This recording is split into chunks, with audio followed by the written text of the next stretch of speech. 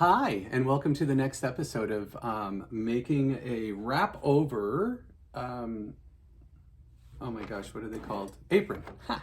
I can never remember the name. Wrap over apron. What we're going to do right in this episode is we're going to jump into serging the outside edge of the entire apron. That's going to be this entire episode. But I want you to watch how I use my serger. As I mentioned before, this is the serger. It's got four different S-E-R-G-E-R, not surge as in ooh, surge, S-U-R-G-E-R. It's got four different spools of thread. I can use 2, 3, or 4. 2 if I'm just doing a straight stitch. 3 if I want to just do a single over stitch. 4 if I want to do, or I can do just over stitch with no straight stitch. So I have permutations of how I can use it. I use a mixture of colors all the time, most of the time, because it sort of blends with stuff and I don't have to switch out my thread all the time. I get spools of thread. They're the big spools because you go through quite a bit of thread. And it is color coded for threading. This is an old serger ultra lock. It's not a baby lock, it's an ultra lock. And it is made solidly of wood. There's only a few little pieces here and there that have plastic. And it is just a workhorse. So as I feed it in, this right here is a blade that will cut off any edge. Not the greatest blade on it. The new ones are really beautiful. They're like a rotary blade and stuff like that, a whole bunch of different types. The feeder foot, the dog, is a wonderful feed dog. Feeder underneath, it's a very narrow foot. There's no bells or whistles to this sucker. It just is ya go. And but because of that, I think is why it's such a solid machine. So I'm going to start at the split that's already in for the legs. Now, which direction do I do it? From the top down, from the bottom up of the fabric, back side of the fabric, right side of the fabric. With this machine, it doesn't actually matter. With other machines, or if you have certain colors that you're using of the thread, it will matter which side you do it on. But that's for you to determine. In this case, I don't really care. So I gotta get this fed so that it'll actually keep going. And it's a little finicky when I first started up.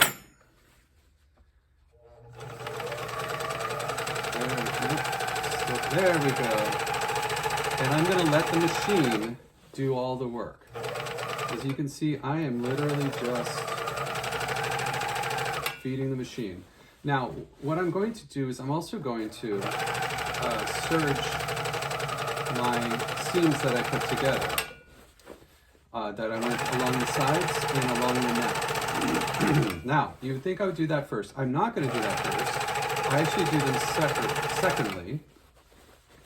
I tried it both ways, and they're almost equal. But in this case, because there's such a long outer line to this, let's get my fabric all arranged so that's just going to continue to flow and I don't interrupt anything. The nature of the feeding of this fabric, there we go, makes it that doing the sides and doing the cross, what do you call this on the neck, second, is preferable. Now, why is that? It's because of the bulk that is created when I actually serge a full seam. The 2 pieces of fabric is increased. The bulk is increased. So as you can tell, this is like, because it's a crossover, it's like an infinity stalk type of thing. I just keep going and going and going and going. But I'll show you the stitch once I'm done with this.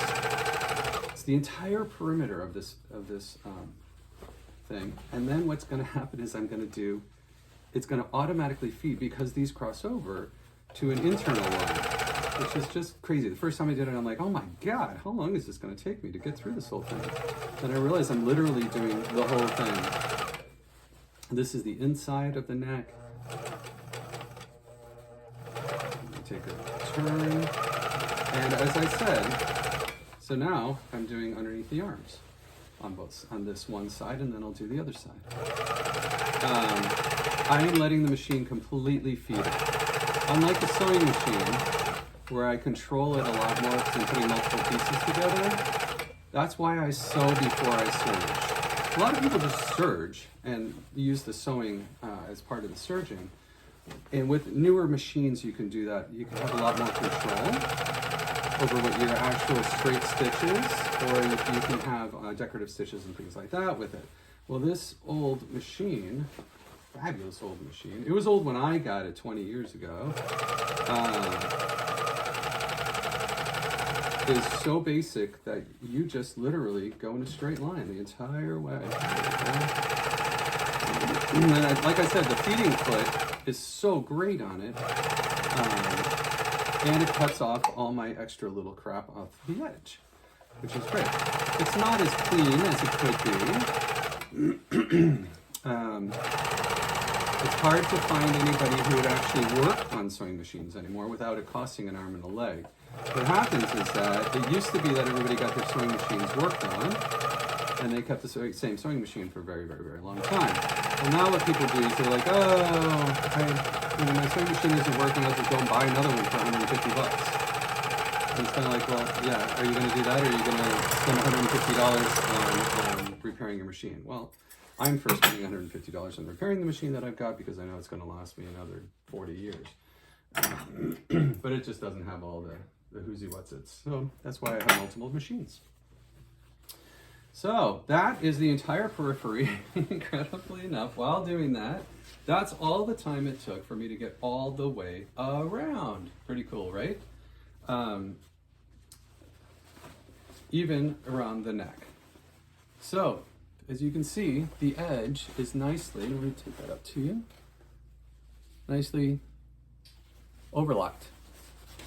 Overlock machine or a serger. There's an overlock stitch. So if you don't have a serger, there is an overlock stitch that you can use on your sewing machine that will allow you to have a similar effect. And just look at your sewing machine instructions, and like almost every sewing machine that I've ever seen has an overlock stitch as an option. So now I'm going to do those two spots that I was mentioning right up at the neck. I'm going to pull this out a little bit and down the sides. I'm going to go straight across the entire thing. That means I'm serging it twice, but that's good because it is the neck I want to reinforce. There we go. Make sure there's no folds. Let it feed itself and take care of itself. Some people don't ever cut the ends of their serging. They will do this. They'll take it and create a knot right up against the fabric. You know, I don't even bother with that. Even when I'm doing nice stuff, because what I'll do is I'll actually tuck those serged ends underneath and enclose them in the seam. So I don't do that. So this is the split between the legs. I'm now going to make sure that I'm not hooked up on anything, so that while I'm going, I don't have to mess with my fabric or try to unhook it from anything. I also want to make sure that when I'm doing this, because it does cut fabric, I really need to be careful that I do not have 2 layers of fabric coming into the machine unless I intend for 2 layers of fabric to be coming into the machine. Now, I have this blade on here that I now need to not have hitting my fabric. So what I do, turn it off, because I don't want the blade slicing my hand. It pushes in and spins up.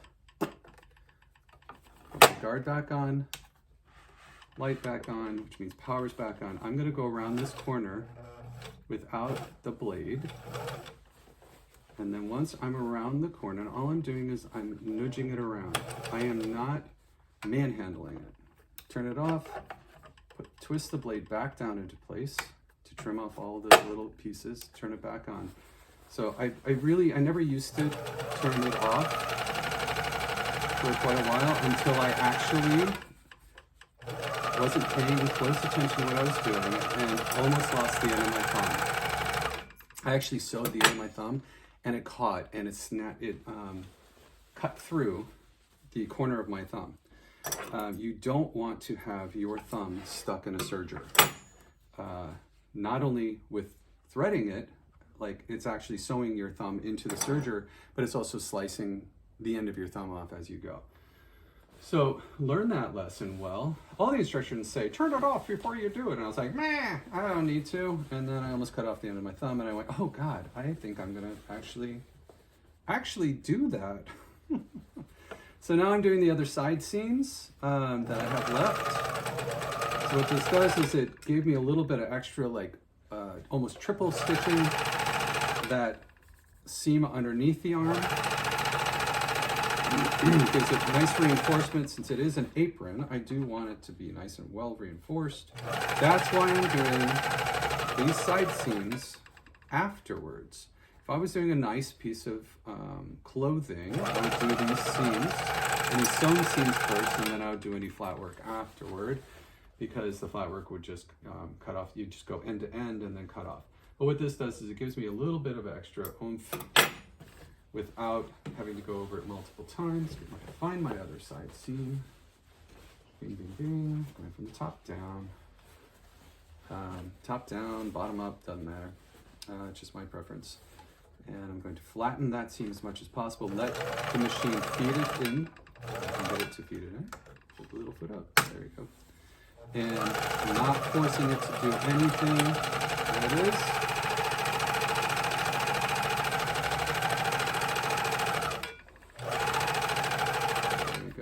Always want to make sure that you don't have that extra layer of fabric underneath. Then they're done there, and suddenly I have a slice up the bottom of another part of my pattern that was not supposed to be there. And then you got to figure out how to fix that sucker. So that is now the entire thing is serged. Incredibly enough, the cool part is, so the outsides of the arms, the insides of the arms, the whole periphery were done the first shot. And then it was a matter of just picking up the little teeny areas that hadn't been done the first time around. And that's all the serging I'm going to do on this. It's as easy as that. I'm going to, as I said, the next step will be, pop this out of the way, I'll show you. Next step will be turning the edge, ironing it over. I'm going to iron, so I'm going to turn the edge just like this. So this is the back side of it, because I know my seam is there, right? I'm going to turn my edge under to the back side. I can just leave the serged edge if I want. In this case, I'll show you how to do this. And I just turn it, get my iron on hot, with full steam. I want the most steam I can get because it goes the fastest. And as I'm going with the iron around the edge, I'm going to have it turned, iron, and I'm just literally going to feed it and iron it as I go. Now, why am I ironing and not just pinning and sewing? Well, it's just easier. I have found in the past, I don't actually need to pin then when I go to sew it.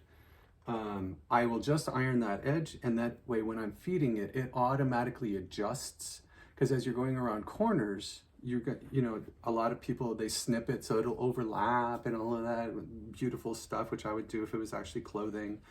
But in this case, like, around armholes, you have to snip so that the pieces, instead of it doing this and crumpling together, it just does this nice slide. But in this case, since it's already serged, I'm not going to do that because I would be ruining my serge and my overlock. And then because I'm not going to do a double turn with a super finished edge. I could do that, but I would do exactly the same thing. I would go around, I would turn it. What's nice with the serged edge, if I were to do a double turn or a fully finished edge, I would turn it, hit it with the iron, turn it again immediately, hit it with the iron. Then I'd work my way down, hit it with the iron, turn it again, hit it with the iron. You can, with this sort of thing, it's up to you. You can just go through, pin it, and then sew it directly. I just like ironing it because it's already pressed. And then I'll go and then I just do a light press afterward with steam with a hot iron. In this fabric, you can use a real hot iron to scorch the hell out of it, and it's not going to burn it. With lighter weight materials, obviously you're not going to do that because you're literally going to melt your fabric. So that is the next step. And one thing I was thinking about doing that, I don't know where I put the pieces. I was oh, there they are. I was actually seriously thinking about making my own bias tape, or pseudo bias tape, because I wasn't cutting it on the bias. I have this fabulous weird blue, like, this color is just gorgeous. I love it. And it's really weird to think to put it with this green. So this is my other option. I haven't chosen yet if I'm going to just do the turnover, or I did iron a bunch of this and I made strips. I just cut exactly. What's nice is that it's a plaid, so I just followed a line, right? And I was like, and if I make it 2 inches wide, that'll make an inch long strip piece. So what I did was I just ironed it as I went. I had it down as a flat piece and I turned both sides, iron, iron, iron, iron, iron. It takes a little while to get used to doing that. I've ironed it doing this method a lot. You can just turn one side, iron it, and then flip the other side over, iron it, so that they meet in the middle. You can see that it was this, so then it folds over, and it folds over, and they meet in the middle there. So now what this gives me is the option that if I want to do the periphery of this, or just parts of it, even just parts, like I was thinking maybe the split in the middle would be fun to do, like maybe around here, and the inside of the overage, or the straps, shoulder straps. And I was thinking I could do a bunch of more of these. They're easy to do, they don't take a lot of time. And then I was thinking about doing this so that I put it over the edge, so that it encases, it's just enough so that it actually completely encases, and I would just sew this as a finisher to the edge. The way I would do it is I would actually initially sew it down with the green on top, just to the inside. There's a bunch of ways to do this. You can actually just do it as you go with the flip over and stuff like that. But I would go and I would sew that, and then on the outside, I would roll it over the other edge and then do a top stitch. And then what I would have is this as a trim around the edge, which I think would look cool. So I'm definitely going to do that with the leg split. And then I'll see what I think about the other parts of it. But this is the material also that I'm going to make the pockets out of. So that's it for today. And I hope you have a wonderful day. Fold up your stuff. That way it's not all crinkly and gross looking when you go to work with it the next time. And instead of just stuffing it on your work table. Also, I use this work table for multiple things. So when I go to, my straps, there they are. When I go to work on the mannequin head, that way I'm not fighting with what I've got here. I can just pop it off and put it over on the corner where it's out of the way, nice and neat, and then pick it back up and work on it again. There we go. It folds up actually really nicely and very easily to be put away. There we go. Put it with my little straps that I've made. And I hope you have a wonderful day, and hope you enjoyed this part of it about serging. If you've never seen somebody use a serger, I hope this was instructional. Like I said, it's an old version of a Singer, and it's very little metal, mostly plastic. Other way around, very little plastic, mostly metal. And where it's not metal, the plastic is like a super heavy, like hard plastic. Hard. So enjoy your day and put a little love out in the world. Put a lot of love out in the world. Give yourself a lot of room to make mistakes. Take a big breath in. And have a great day. Bye.